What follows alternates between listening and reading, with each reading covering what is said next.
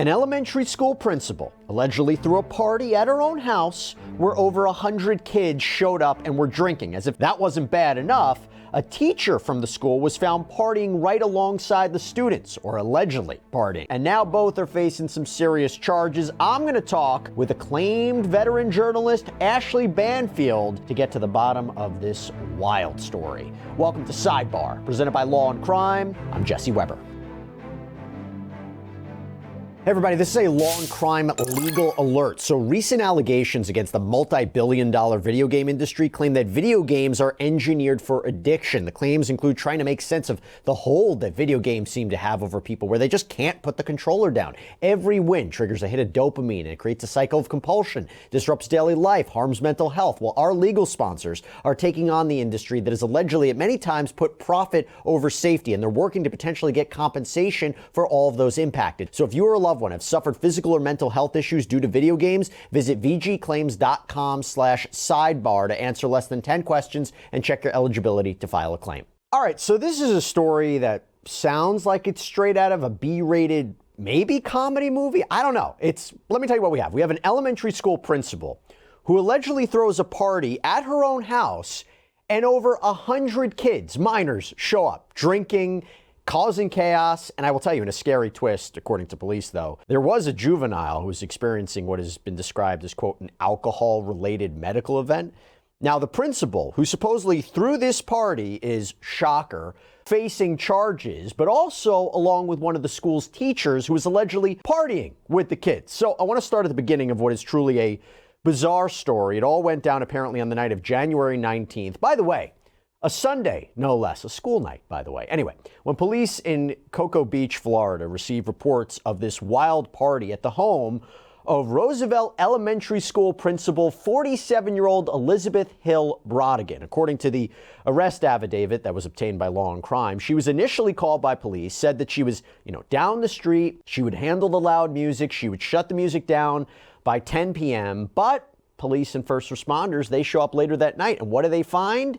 Quite the scene. More than 100 kids were at this house, and this, by the way, this part's kind of strange. According to the arrest affidavit, many of them were oddly sporting matching t-shirts. Not really sure what that's about, but yes, there was alcohol at the party, plenty of it. Coolers filled with booze were apparently scattered around the yard. The teens were drinking openly. According to the affidavit, there was also marijuana there too. Now, before I get into more of the alarming and strange details about this, including discussing the charges, not only for Hill-Brodigan, but also that other teacher, I want to bring back on to Sidebar award-winning veteran journalist Ashleigh Banfield, host of a brand new podcast called Drop Dead Serious, anchor of Banfield on NewsNation. Ashleigh, so good to see you. I heard the podcast is doing amazing. Wouldn't expect anything less. Is this a story that you plan to cover on there? You know what? Eventually, yes. But I'm in the middle, as I just launched the podcast, of dropping episodes for the series Uncle Peter. So once those are all dropped, and there are 6 parts, then we'll start getting into news of the week. And this would have been a highlight for sure. I imagine that a question you will probably ask a lot on your show is, what were they thinking? What was she thinking? I mean, if these allegations are true, what is a principal of a school doing here?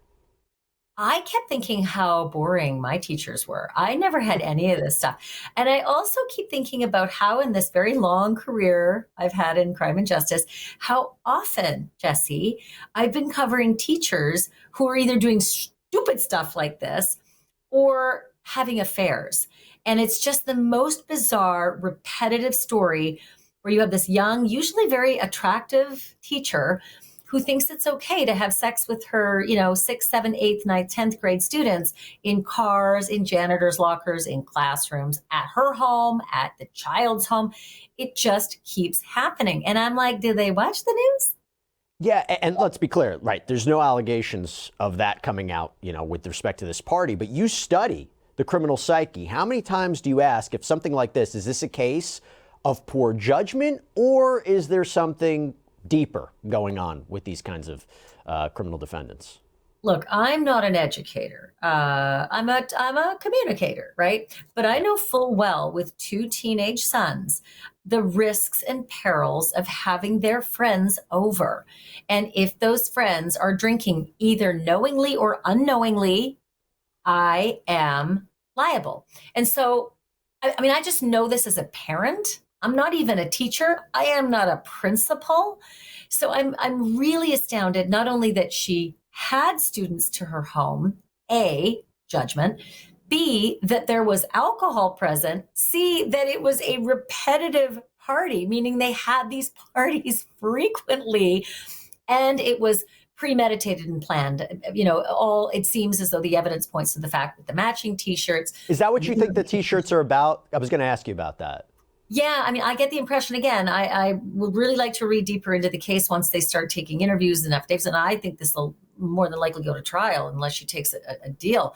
But yeah, this was sort of like team party, and it was, again, a regular occurrence. And then there was a 3rd grade teacher who was also part of this. And P.S., these are elementary school educators, principal of an elementary school and a 3rd grade teacher. These are the 2 people charged so far. And they're having teenagers over. So what the connection is, I am unclear, but it is weird.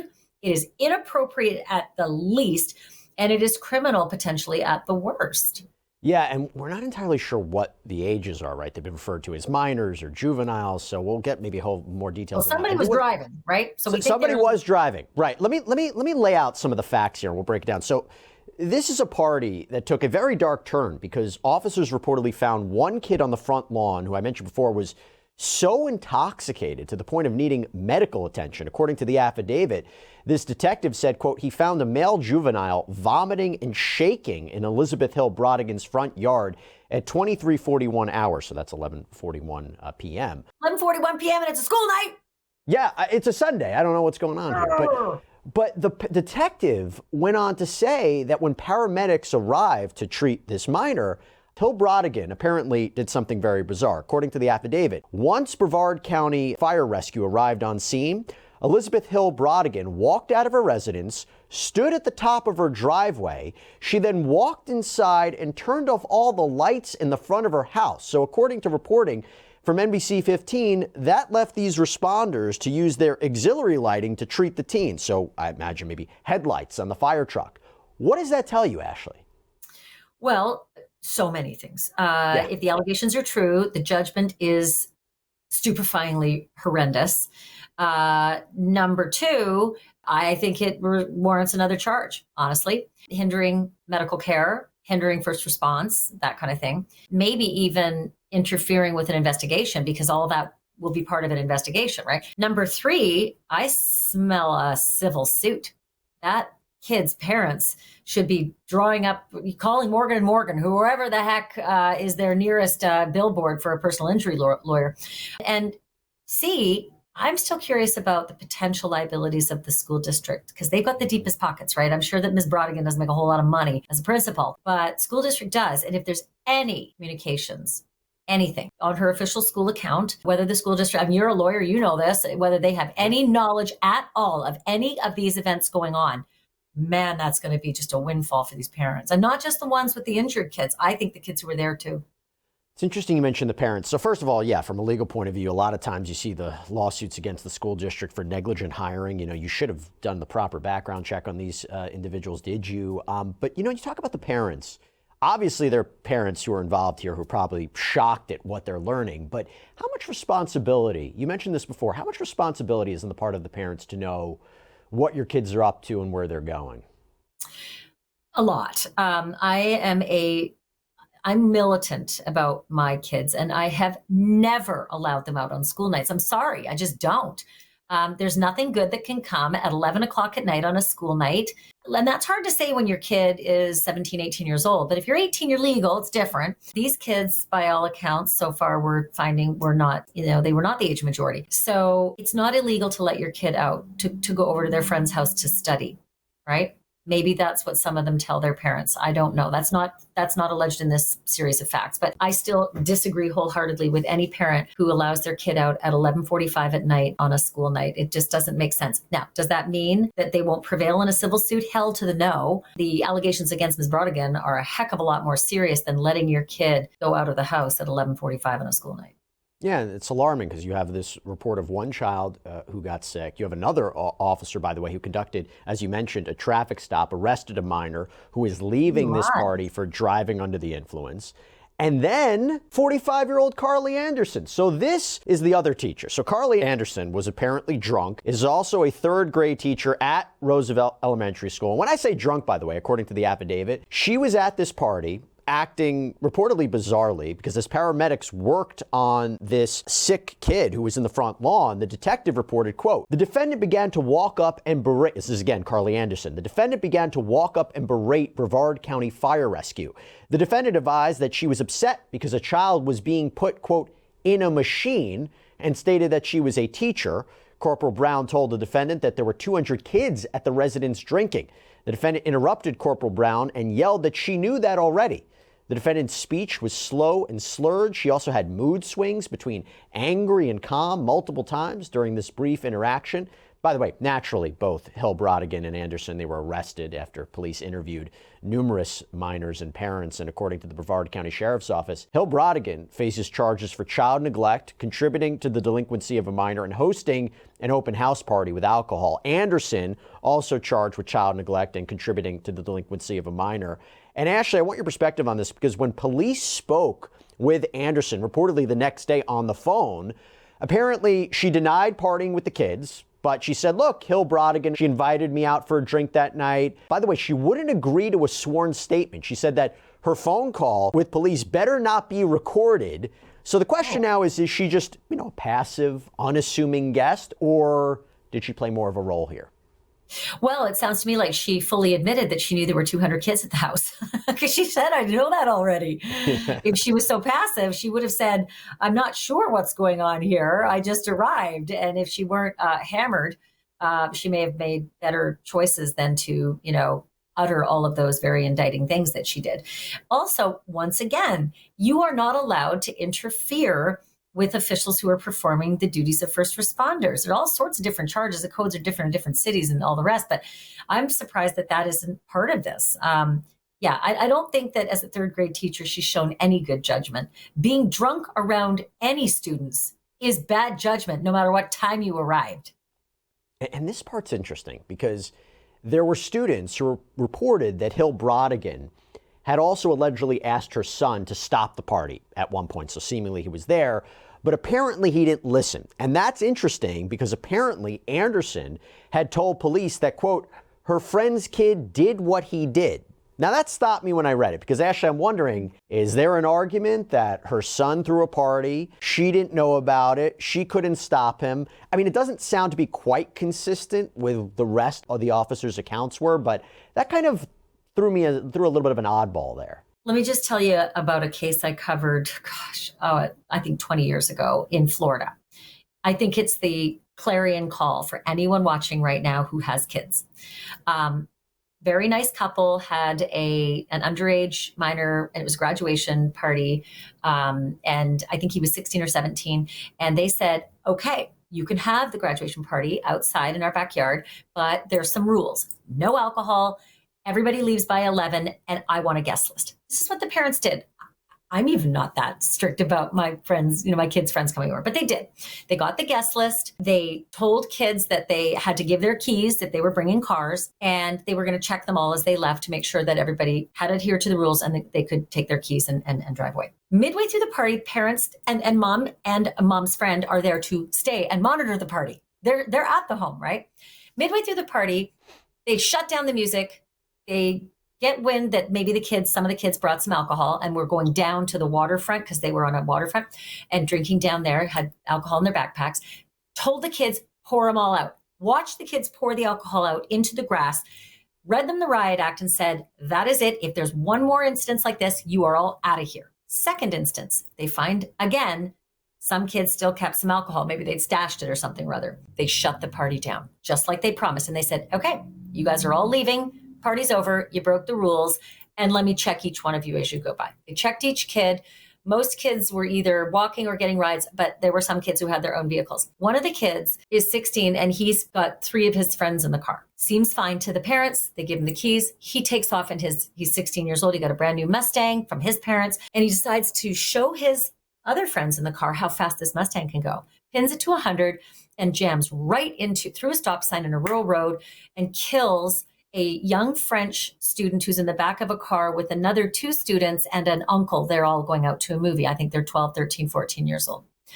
Everybody in that car is injured. The French exchange student is killed. That 16-year-old went to prison, was charged as an adult, even though he wasn't 08, but he was at the limit for a minor. So he's charged as an adult, but they take the standard of a minor of alcohol and send him to prison for, I want to say, 9 years. The injured parties sue those parents, and that goes to trial. And the parents lost everything. They lost their home, they lost their business, they lost everything just trying to defend themselves in the case. It all came down to the reasonability of the jury. Did the jury believe that these parents did a reasonable effort at trying to curtail the underage drinking on their property?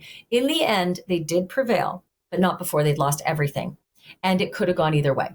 It could have been even worse, but they lost everything just trying to defend themselves. So the cautionary tale. If you got a kid, if Principal Brevard had a kid, it is your responsibility. Period. End of story. I don't care. If you got to take a pitchfork and push people out of your house, then it's up to you to do it.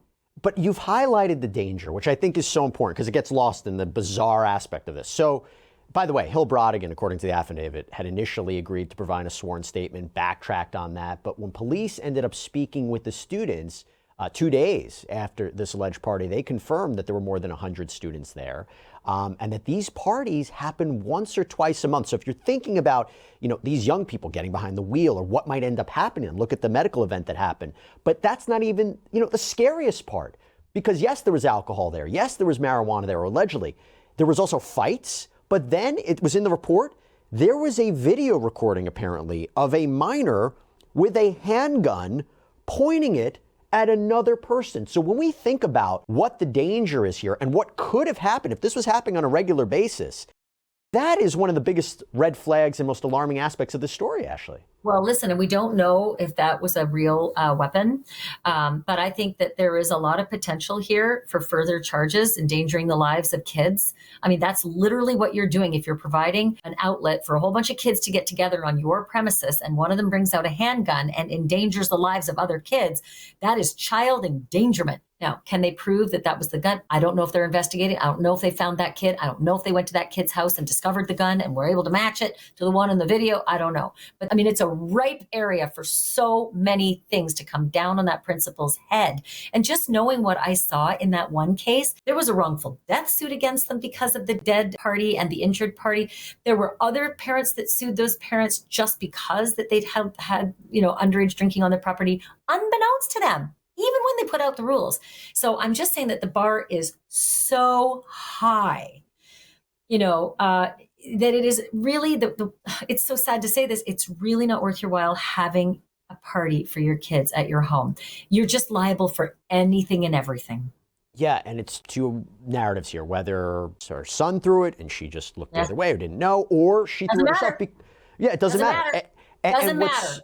And what's so alarming about this is that, according to reporting from the Miami Herald, Hill-Brodigan, longtime educator, the outlet reported that her biography... Teacher of the year! Yeah, various level, right? So she was awarded Teacher of the Year. She had been working for a long time. Anderson, according to her LinkedIn profile, had been teaching in the school system since 2006, which again, it just makes you wonder how they got wrapped up in this. I wanted your final response about this. This is the school district released a statement, and it said, "We are extremely troubled by these accusations, are fully cooperating with the Cocoa Beach Police Department. Our commitment to student safety remains our top priority." And in a letter to families, Brevard County Superintendent Dr. Mark Randall said, "I'm very troubled by the information that CBPD has shared with the district. We hold our leaders to the highest standards, and if these allegations are true, it's a complete failure in leadership and violation of our trust.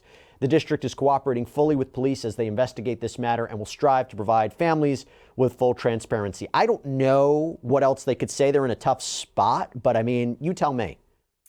Well, again, you can't be responsible for your employees everywhere they are, right? But if there is even the slightest vestige of an iota of knowledge that the school or the school board had that these parties were going on and that they were regular and no one took any issue with that, game over for the district. If she used her school email account to communicate about these parties, invite people to these parties, my God, order alcohol, whatever it was, she's done for. Yeah. But if they knew nothing, and I know you said that background checks, well, this kind of stuff's not going to show up in a background check. You know, being a jerk and an idiot and a loser and a fool is not going to show up in a background check. Yeah. So they may have done their due diligence on both of these educators, but it really comes down to what their exposure may have been to her regular party hosting of kids. And I think that's going to be a tough one. It's a big investigation and they'll have to do it. I mean, no police are going to go to the school and do that unless there's a complaint made. If there's a civil suit, production of preservation of your emails is coming pretty soon. Yeah. I think we need some answers here. I'll tell you, for legally, Hill-Brodigan, she was released on a $3,500 bond. Anderson was released after posting a $3,000 bond. No court date has been set for either yet. But if they're convicted, they're looking at years in prison. So a lot of moving parts here. Ashleigh Banfield, so good seeing you. Thank you so much for coming on. And real quick, tell everybody where they can check out the pod, Drop Dead Serious.